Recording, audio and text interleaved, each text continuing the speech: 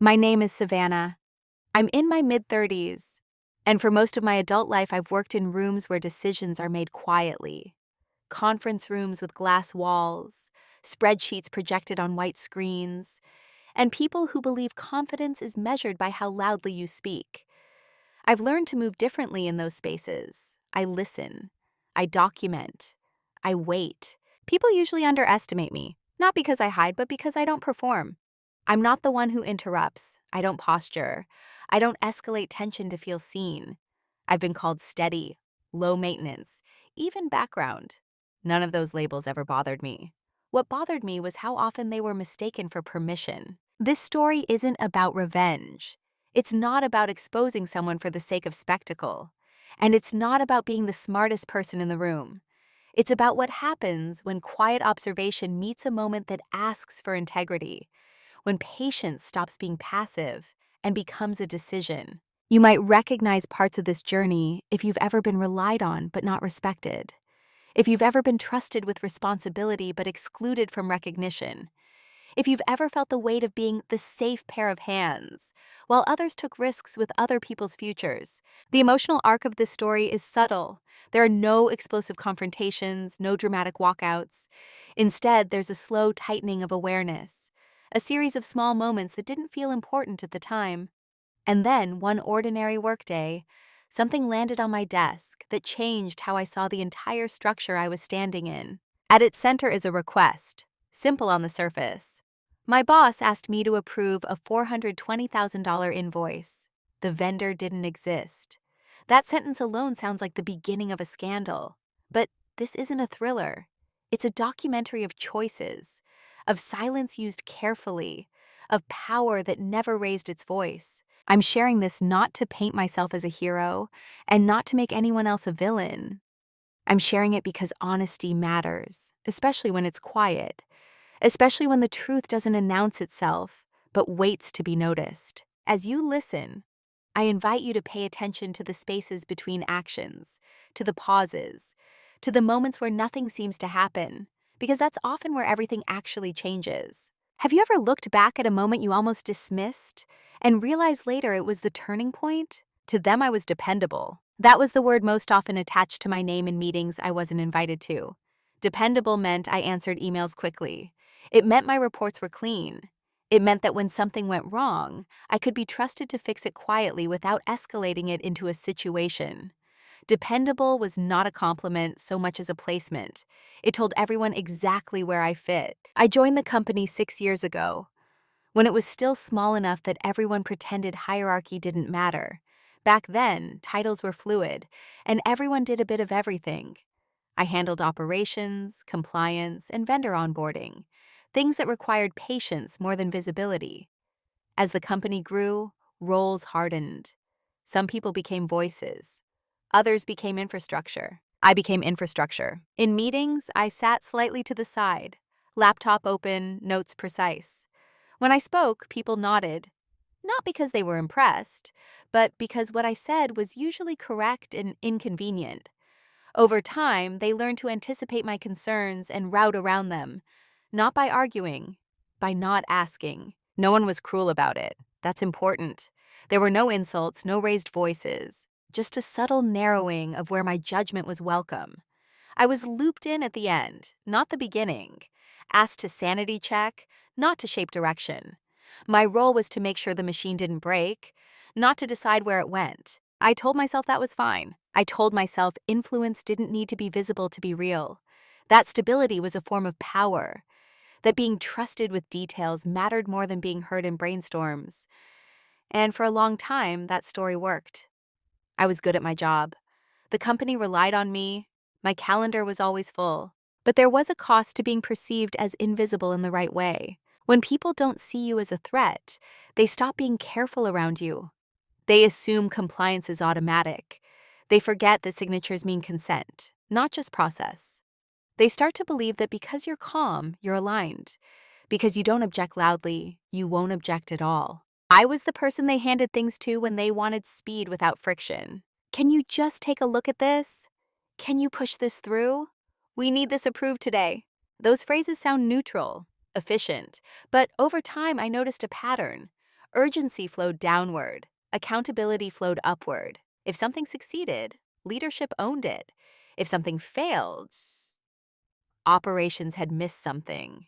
I absorbed that quietly, not because I didn't notice, but because I was still learning the system, watching how decisions were justified after the fact, watching how risk was framed differently depending on who proposed it, watching how my role was being defined without my input. To them, I was safe. Safe to rely on, safe to pressure gently, safe to assume would not disrupt momentum with moral hesitation. They trusted my competence but discounted my agency. I wasn't seen as someone who would say no. I was seen as someone who would figure it out. And again, I didn't push back. Not because I was afraid, but because I was observant. Because every system reveals itself eventually if you let it run long enough. Because I wanted to understand not just what decisions were being made, but why people believed they could make them. From the outside, my career looked stable, respectable. I was well paid, well liked, and rarely challenged. But internally, something was being shaped without discussion. The assumption that my ethics were procedural, not personal. That assumption would matter later. At the time, I didn't correct it. I let them believe what was convenient. I let my silence reinforce their comfort. I let myself be categorized as the person who keeps things moving, not the person who stops them. They thought they knew who I was. They thought I was the kind of person who would sign, approve, and move on. The first moment didn't arrive with drama. It rarely does. It happened on a Tuesday afternoon, wedged between two meetings that both ran long and said very little. I was clearing my inbox when a calendar invite popped up. Retroactive, a decision meeting that had already happened. My name was on the attendee list, but I hadn't been there. That alone wasn't unusual. It happened often enough that I learned not to take it personally. But when I opened the attached summary, something in the language caught my attention. A new vendor onboarding has been approved. Expedited. High value.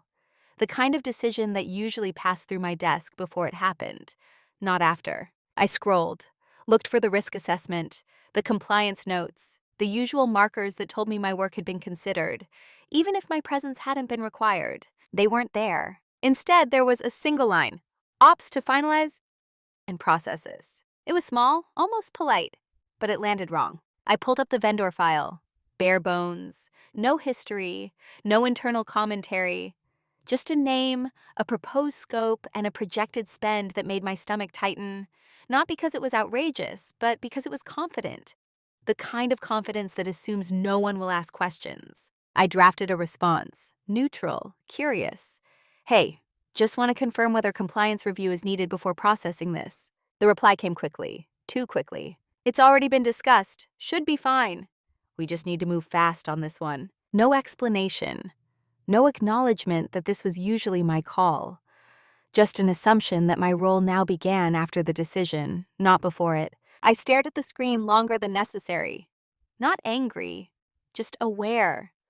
Something had shifted. Not structurally, but relationally. A boundary had been crossed so lightly it almost felt accidental. I could have escalated. I could have pushed back formally, cited policy, and slowed everything down. But I didn't. Not yet. Instead, I did what I always did. I documented. I saved the email, not because I expected it to matter, but because I'd learned that patterns are built from moments people dismiss as isolated. I completed the onboarding steps that were still required. I flagged the missing pieces quietly. I noted the shortcuts. And then I moved on. Outwardly, nothing changed. I still showed up prepared, still answered questions, still carried the invisible weight of keeping things from breaking. No one noticed the pause I took before clicking approved. No one saw the way I reread policy language that day through a different lens. But internally, a small cut had been made, not because I'd been excluded, but because my role had been redefined without consent. The company hadn't told me explicitly that my judgment was optional. They'd simply acted as if it were. What stayed with me wasn't the decision itself. It was how easy it had been for them to assume I'd absorb it. How natural it felt to them to step past my expertise rather than around it. I told myself not to overthink it, that growth creates a mess, that leadership pressure distorts the process, that this was a one-off, not a signal. But even as I told myself that, another part of me was paying attention, filing the moment away. not emotionally, but structurally. Because once you notice the first small cut, you start seeing the outline of the blade. After that Tuesday, nothing dramatic happened. And that was the problem. The decision didn't blow up. The vendor delivered, no alarms went off. No one came back to ask why I'd hesitated or whether my concerns had been valid. In the absence of consequences, the shortcut was quietly reclassified as efficiency. And once something works once, it stops feeling like a risk. I began to notice how often decisions were framed as already settled by the time they reached me. Language shifted subtly. We've aligned on this. Leadership is comfortable moving forward. This is more of a formality. Each phrase removed a little more space for judgment, while preserving the illusion that my role still mattered. At first, I resisted internally. I reread policies. I reminded myself why they existed. I drafted careful questions that left room for clarification without sounding obstructive. But each time, the response was the same: polite, firm, and slightly impatient. We don't have time for that level of review. This is a strategic call. We'll circle back if there's an issue.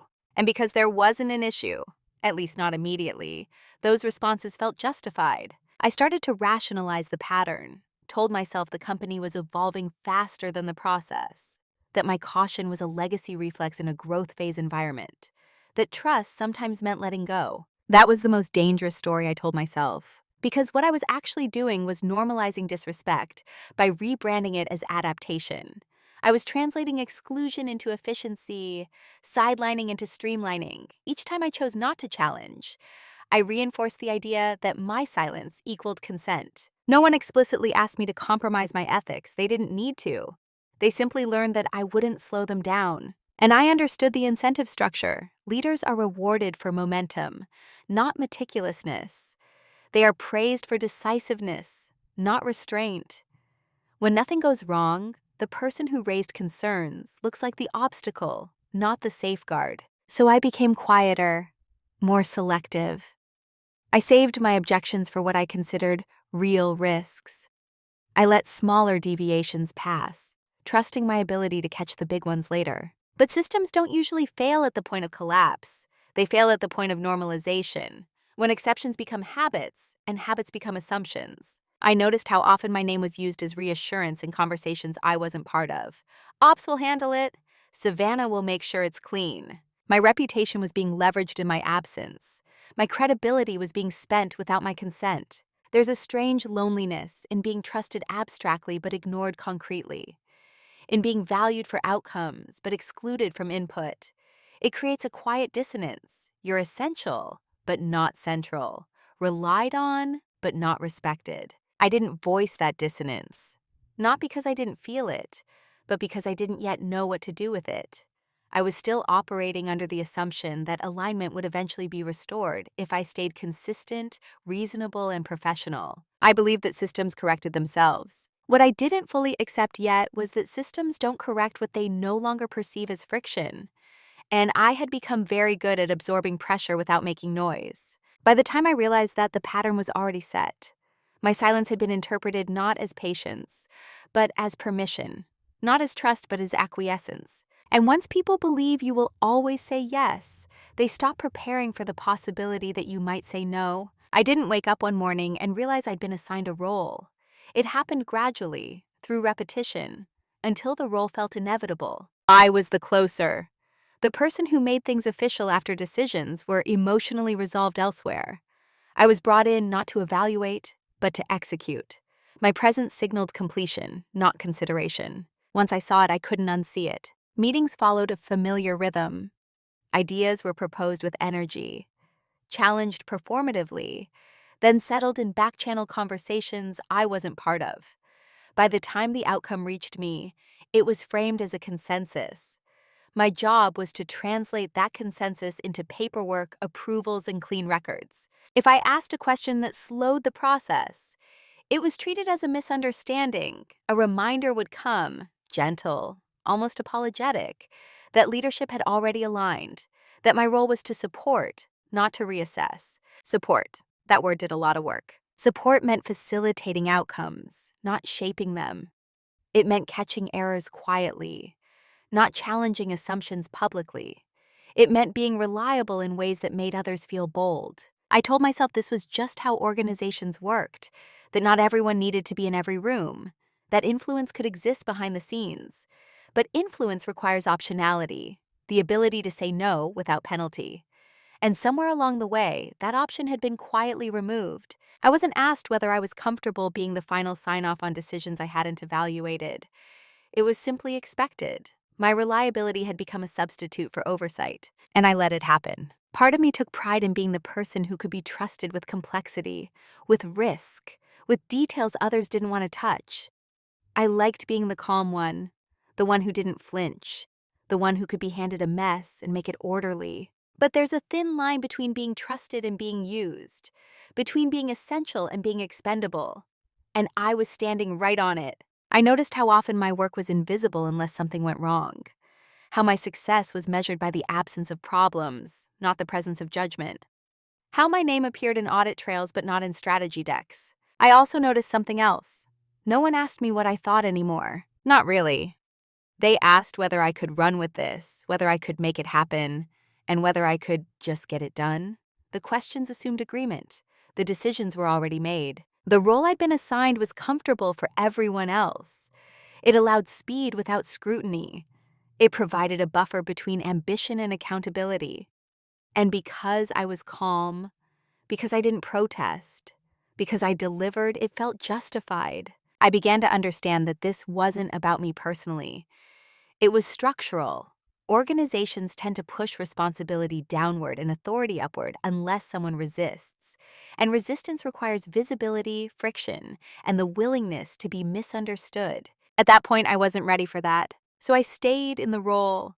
I performed it well. I absorbed the tension between my internal standards and external expectations. I told myself I was buying time, that when something truly mattered, I would speak. What I didn't realize was that by the time something truly mattered, the expectation that I would comply was already locked in. They didn't see me as someone who would challenge a decision. They saw me as someone who would protect it from scrutiny, and that perception would shape what landed on my desk next. The day something shifted didn't announce itself.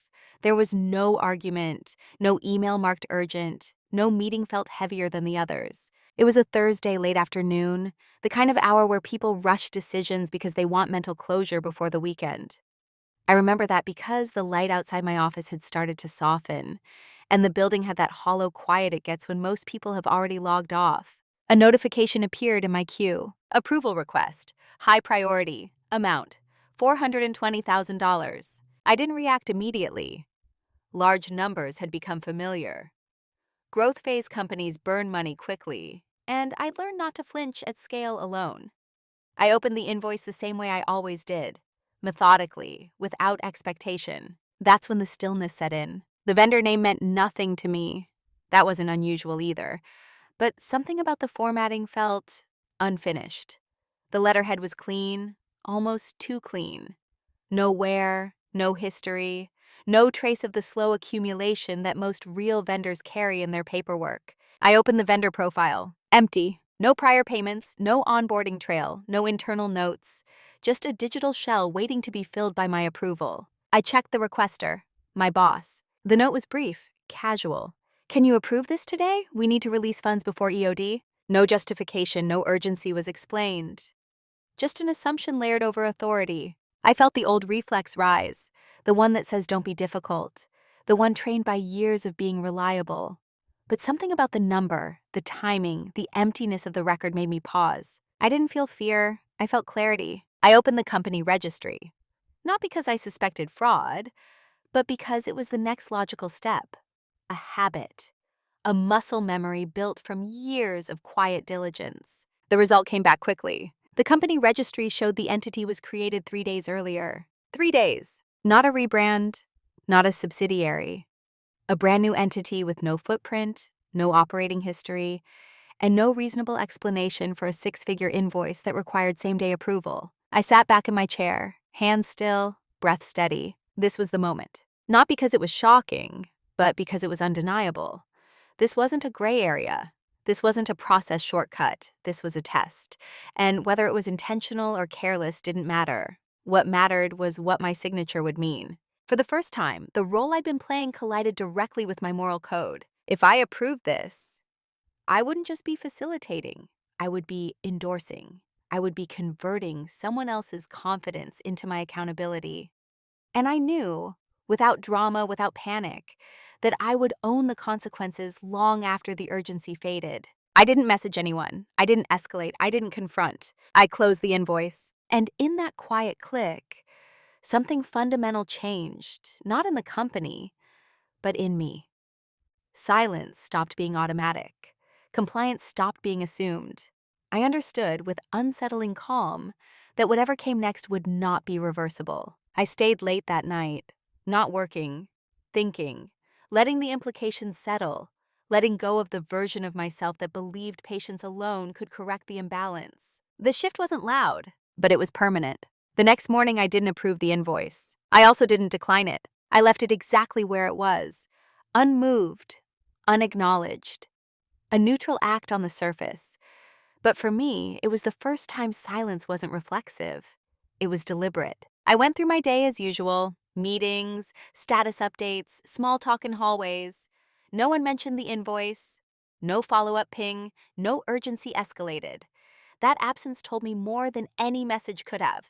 They expected compliance without conversation. By mid-morning, I felt the familiar pull to resolve the tension, to clear the queue, to be helpful. That instinct had been trained into me over the years. But instead of acting on it, I observed it. Like a habit you notice only after deciding not to indulge it. Silence, I realized, could create space. Space to think, space to document, space to understand how far assumptions extended. I opened my notebook, the black leather one I carried everywhere but rarely needed to show. I began logging facts, not feelings. Dates, amounts, requests, language used, who asked, who benefited, who would bear responsibility if questions were asked later. I didn't need a plan yet. I needed clarity. Over the next few days, small signals emerged. A casual Slack message. Hey, did that invoice go through? I replied evenly. I'm still reviewing the vendor file. No accusation, no justification, just a statement of fact. The response came hours later. Okay, just keep me posted. That was it. No pushback, no explanation, no attempt to reassure me. The calm confirmed what urgency had obscured. This request relied on my predictability, not my agreement. The moment that predictability wavered, the system hesitated. And still no one asked why. That's when I understood the power of being underestimated. They believed my silence meant delay, not dissent. That I was working through details, not reconsidering alignment. They mistook restraint for confusion. I let them. I continued doing my job, thoroughly, quietly. But I shifted where I invested my attention. I reviewed past approvals with fresh eyes, looked for patterns I'd previously waved through because they hadn't crossed a line individually. Taken together, they told a story. I wasn't gathering ammunition. I wasn't preparing a reveal. I was recalibrating my understanding of the system I was part of and the role I wanted to play in it. Silence became a filter. What came through it unchanged was worth keeping. What pressed against it revealed its urgency, its fragility, its assumptions. I noticed how quickly pressure dissolved when I didn't absorb it. How often we need this today became, we'll revisit next week when met with calm resistance. How rarely anyone escalated when they couldn't frame me as the obstacle. They didn't see this as defiance. They saw it as a process. And that misinterpretation gave me room. I didn't feel triumphant. I felt steady, grounded in a boundary I hadn't known I could draw without explanation. For the first time, my silence belonged to me. What they never noticed was how much visibility I already had. When you work in operations and compliance long enough, you develop a kind of peripheral vision. You don't just see individual transactions. You see how they cluster. You notice which approvals are rushed, which vendors bypass scrutiny, and which executives rely on verbal alignment instead of documentation. I had always seen these things. The difference now was intention. I began tracing threads backward, not obsessively, not emotionally, methodically. I reviewed vendor creation dates against invoice sizes, compared urgency language with documentation quality, cross-checked who initiated requests and who benefited from speed. None of it was illegal. That distinction mattered to me. This wasn't about exposing a crime. It was about recognizing a culture that treated process as an inconvenience rather than a safeguard. and understanding where that culture became vulnerable. I documented everything, not in spreadsheets that could be questioned, but in timelines, narratives, clean sequences of cause and effect. I noted where policies were bent and where they were ignored entirely, where my name had been used as reassurance without my consent. I also paid attention to myself. Which moments had made me uneasy in the past? Which approvals had I rushed because they came from someone senior? Which exceptions had I rationalized because this is how things work? That self-audit was uncomfortable, but it was necessary. I wasn't interested in moral superiority. I was interested in accuracy. The invoice stayed untouched. No one escalated. No one asked for a meeting. The silence around it grew louder, but only to me. To them, it was just one item among many. A delay, an oversight, something that would resolve itself because it always had before. In the meantime, I learned more. I learned which departments avoided written records, which leaders preferred ambiguity, which decisions were framed as strategic to avoid scrutiny. I learned that speed was often used as a shield, not because it was required, but because it discouraged questions. And I learned how much of the company's operational integrity rested on the assumption that I would continue absorbing risk quietly. That realization wasn't empowering in the way movies portray it.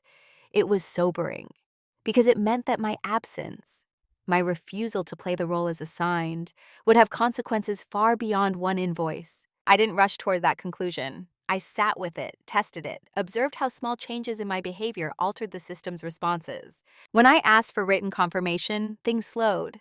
When I requested standard documentation, urgency evaporated. When I didn't volunteer solutions, problems surfaced higher up. They never noticed the shift because it wasn't dramatic. It looked like diligence, like thoroughness, like the same Savannah they'd always known, just slightly slower. What they didn't see was that I was repositioning, not above them, not against them, but outside the assumption that my role was to protect them from their own shortcuts. I wasn't building a case. I was building a boundary. And the more I saw, the clearer it became that the invoice wasn't an anomaly. It was a mirror, reflecting a system that had grown comfortable leaning on one person's integrity without acknowledging it. I didn't know yet what I would do with that clarity, but I knew one thing with certainty. Whatever happened next would be intentional. The private reveal didn't feel like a discovery. It felt like confirmation. By the time I reached it, I already sensed what I was going to find. Still, there's a difference between intuition and evidence. One lives in your body. The other changes what you're responsible for. I decided to look at the vendor the way an external auditor would. Not with suspicion, but with indifference. I stripped the context away. No names, no internal politics, just facts. The entity existed. Barely. Registered properly, technically compliant, but hollow. No digital footprint beyond the registry entry. No operating history, no employees listed. No indication of capacity that would justify a $420,000 invoice with same-day urgency. That alone didn't prove intent, but it raised a question that no one had answered. Why this vendor, and why now? I followed the trail laterally. Who had introduced the vendor? Who had approved the scope? Who had framed the urgency? Each step revealed the same pattern: verbal alignment, minimal documentation, and an unusual amount of confidence that oversight would be procedural, not evaluative. Then I noticed something else. My name appeared in internal references connected to the request. Not directly, not formally, but implied. Ops is good with this. Compliance has eyes on it. Statements that created psychological cover without a factual basis. That was the moment the clarity sharpened. I wasn't being asked to approve an invoice. I was being used as insulation. If questions ever arose, my approval would signal due diligence. My reputation would absorb doubt. The risk wasn't just financial, it was narrative, and once signed, that narrative would belong to me. I sat with that realization longer than I expected. Not because I felt betrayed, but because I felt seen in a way that had nothing to do with respect. They knew exactly what my signature represented. They just didn't believe I would withhold it. I reviewed the approval chain again, carefully. There was no direct violation yet, just enough ambiguity to keep everyone comfortable. And that was the most unsettling part. This system didn't rely on wrongdoing. It relied on trust being asymmetrical. Trust in leadership to act in good faith. Trust in me to clean up quietly.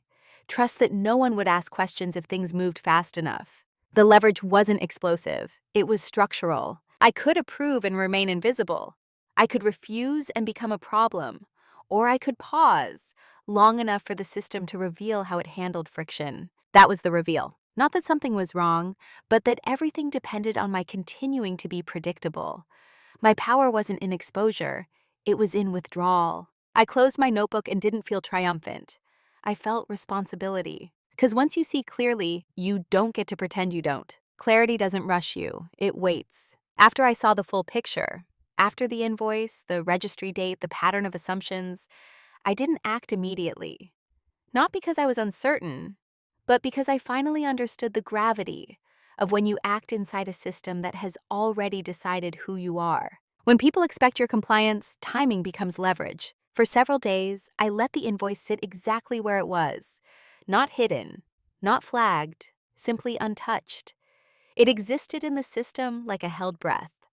And in that stillness, I gave myself permission to think without urgency pressing against my spine. I laid out my options the way I always did, cleanly, unemotionally, without flattering myself. The first option was the easiest. Approve it. I knew exactly how that path would unfold. I had walked versions of it dozens of times before.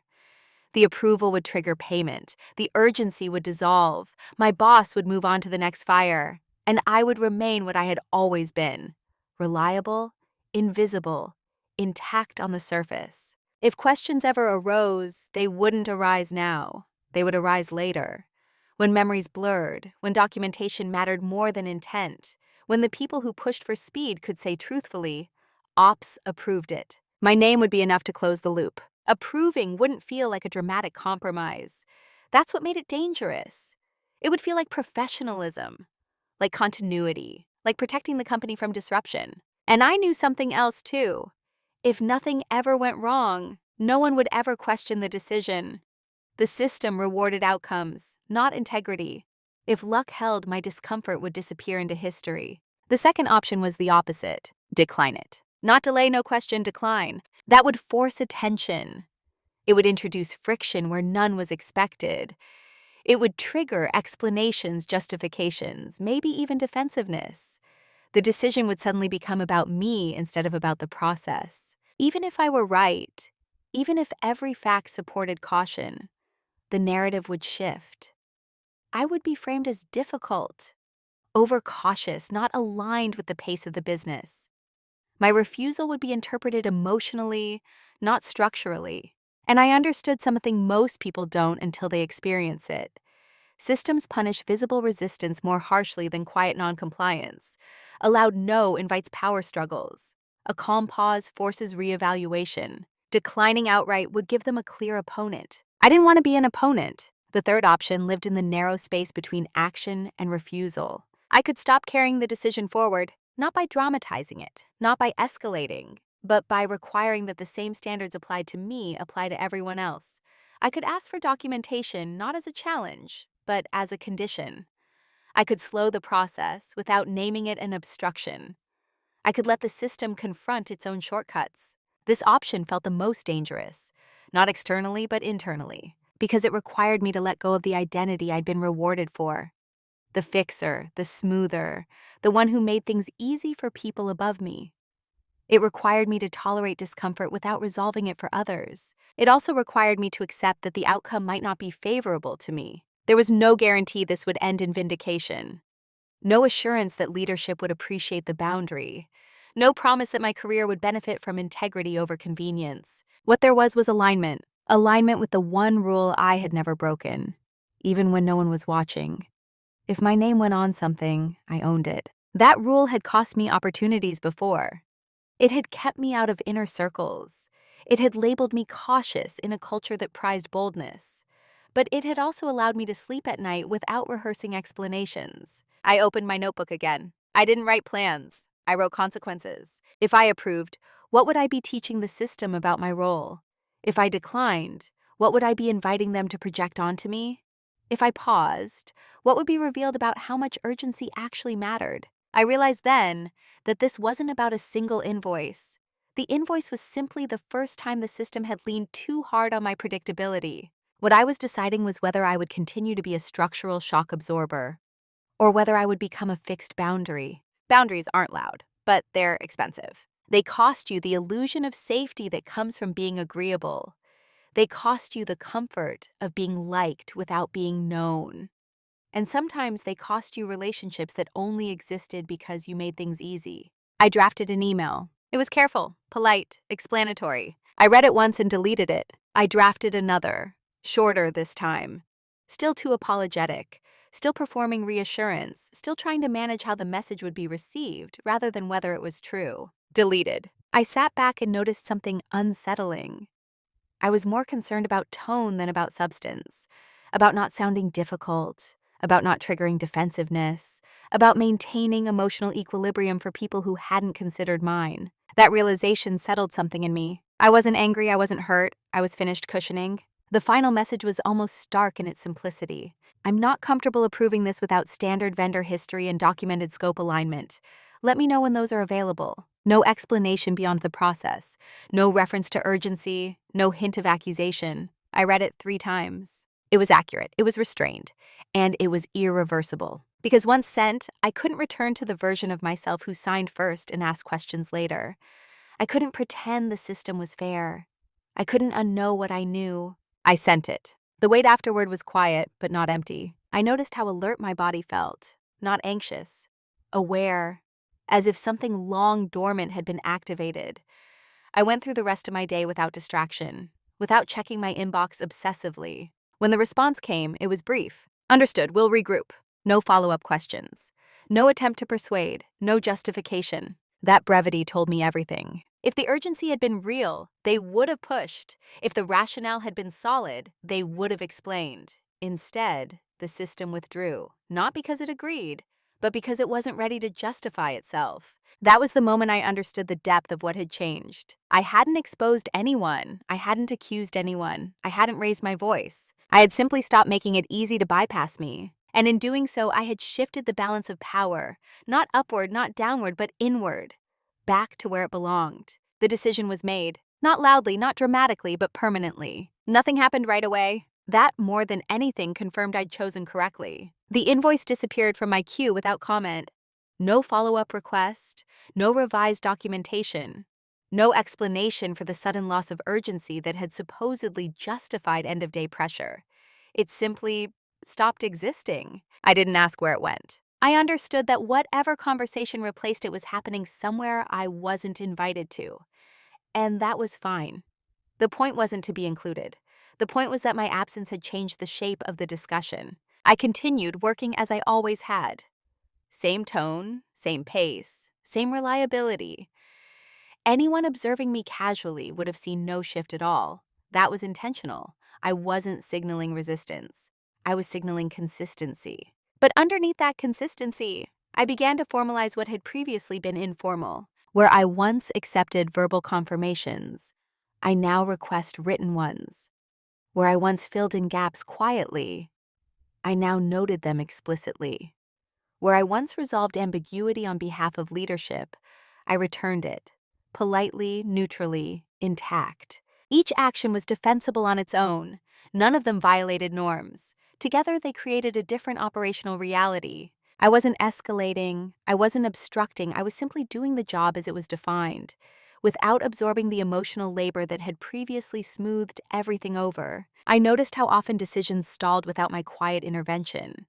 How many initiatives relied on my willingness to interpret intent charitably and translate it into process. Without that translation, uncertainty surfaced. Not conflict, uncertainty. And uncertainty made people uncomfortable. Still, no one confronted me. No one accused me of slowing things down.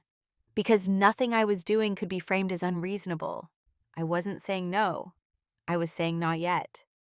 I was asking for the same clarity I'd always been responsible for certifying. In parallel, I began quietly preparing for outcomes I hoped wouldn't be necessary. I reviewed my documentation trails, ensured everything was current, accurate, and unambiguous.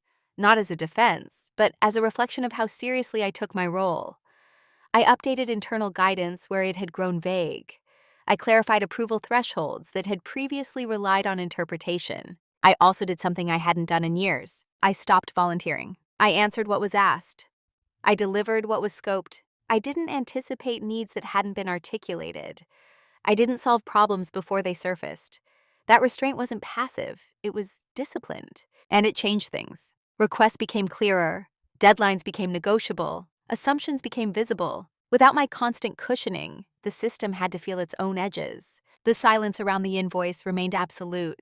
It was never mentioned again. No alternative vendor appeared. No revised request came through. The urgency that had demanded immediate compliance had evaporated without explanation. That absence spoke louder than any justification could have. I realized then that the risk hadn't been operational. It had been relational. Someone had expected my compliance to carry weight for a decision they didn't want to stand behind alone. When that compliance wasn't guaranteed, the decision lost momentum. I didn't celebrate that, I noted it. Because it meant the work ahead wasn't about one incident. It was about recalibrating a culture that had grown accustomed to leaning on my integrity without acknowledging it. And that recalibration had already begun, quietly, methodically, without asking permission. Consequences don't always arrive as punishment. Sometimes they arrive as an absence. The first thing people noticed wasn't a failure, it was a delay. Projects that once moved smoothly began to hesitate at the edges. Questions that used to resolve themselves quietly started surfacing in meetings. Timelines stretched, not dramatically, but enough to be felt. No one connected it to me at first. They assumed market shifts, vendor issues, normal friction. After all, nothing had gone wrong.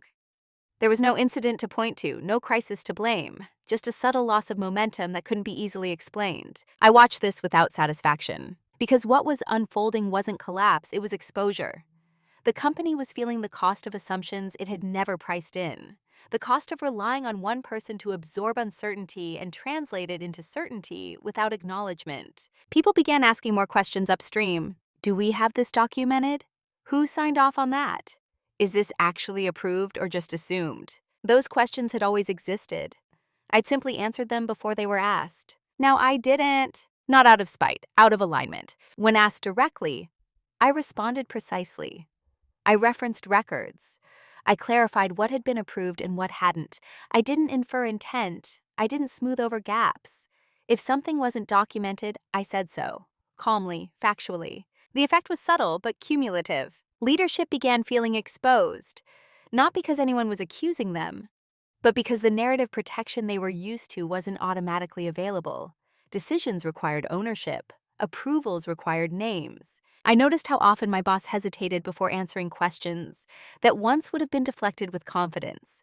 How often do meetings ended with "let's follow up" instead of a resolution?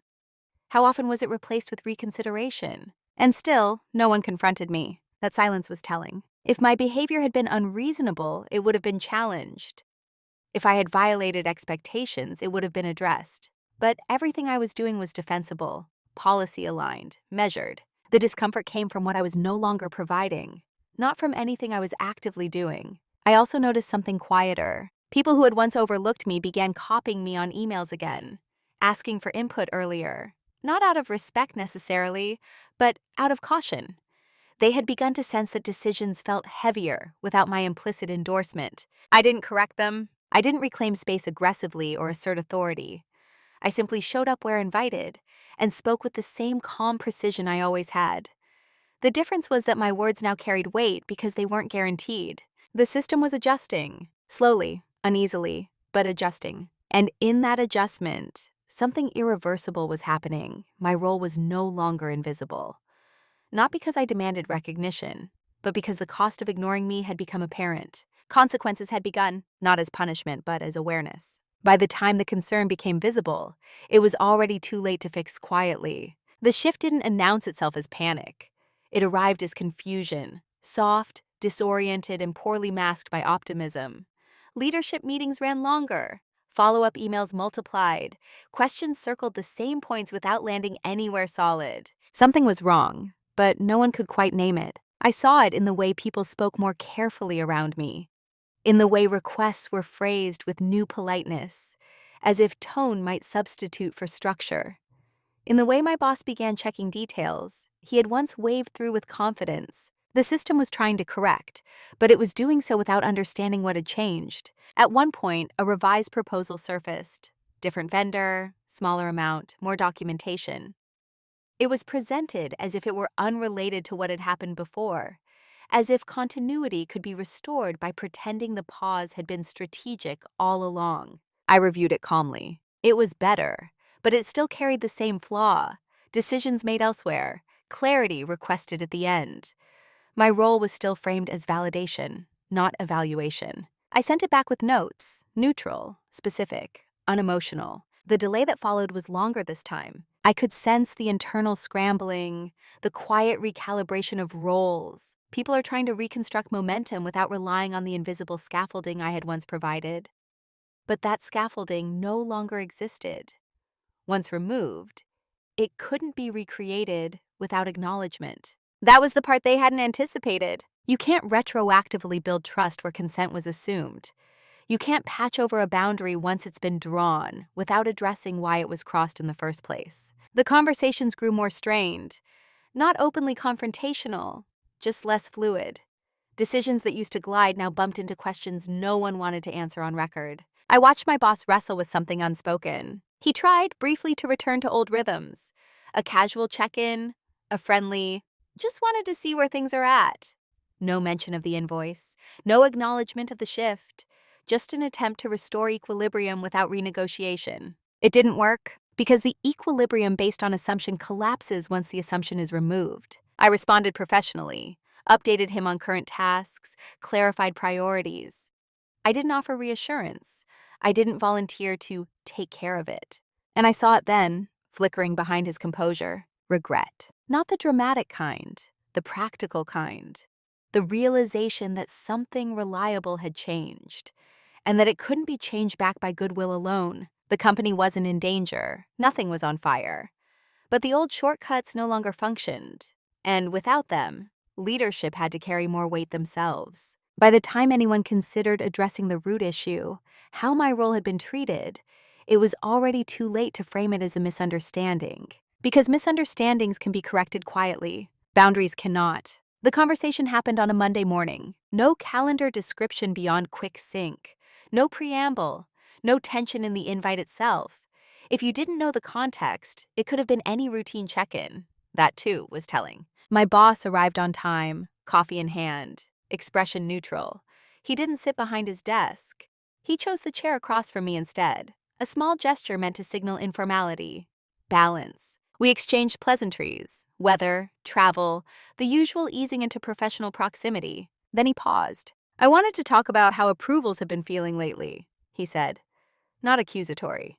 Careful, as if testing the ground. I nodded, gave him space. He continued.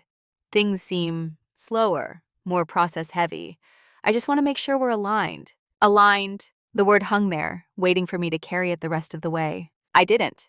I'm aligned with the policies I'm responsible for, I said evenly, and with putting my name only on things I fully understand. There was no edge in my voice, no challenge, just clarity. He shifted slightly, not defensive, unsettled. I'm not saying you're wrong, he replied. It just feels like maybe we've lost some flexibility. I considered that, then answered honestly. I think what's changed is visibility.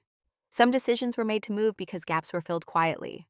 I'm no longer doing that. Silence. Not the awkward kind, the processing kind. He looked at me for a moment longer than necessary. I could see him recalibrating, trying to understand whether this was personal, political, or procedural. Finally, he asked, Is this about that invoice? I didn't flinch. It's about what that invoice represented, I said, which was an expectation that my approval would substitute for review. I didn't mention the amount, or the vendor, or the registry date. I didn't need to. Those were facts. This was about framing. He exhaled slowly. That wasn't the intention, he said.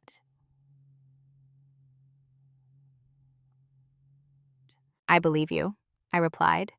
And I did. But intention doesn't change impact. Another pause. I've always trusted your judgment, he said. I met his eyes, calm, steady. Then it needs to be part of the decision, not just the signature. That was it. No escalation, no apology demanded, no list of grievances.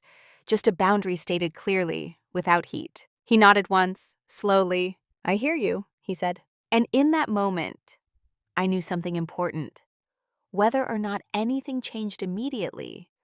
The conversation had landed, not as conflict, but as recalibration. We ended the meeting professionally, cordially, no dramatic resolution, no promises made. But as he stood to leave, he said one more thing, almost to himself. "We should have involved you earlier." I didn't respond. I didn't need to. I didn't become louder after that conversation. I didn't take up more space in meetings or assert opinions where I hadn't before. The change wasn't external, it was internal. And because of that, it lasted. What shifted was how I related to my own presence. I stopped interpreting being overlooked as something to correct. I stopped trying to earn visibility through competence alone. Instead, I treated my judgment as something that required consent to access. If I was invited in early, I engaged fully. If I was brought in late, I asked questions. If clarity was missing, I waited, not as punishment, as alignment. People adjusted to that faster than I expected. Not because they had suddenly become more respectful, but because systems adapt to friction once they can no longer ignore it. Over time, decisions began looping me in earlier. Not always, not perfectly, but intentionally. And when they didn't, the consequences were no longer mine to absorb. I felt lighter, not triumphant, lighter. As if I'd set down a weight I'd been carrying so long I'd forgotten it was optional. I slept better. I stopped rehearsing conversations in my head.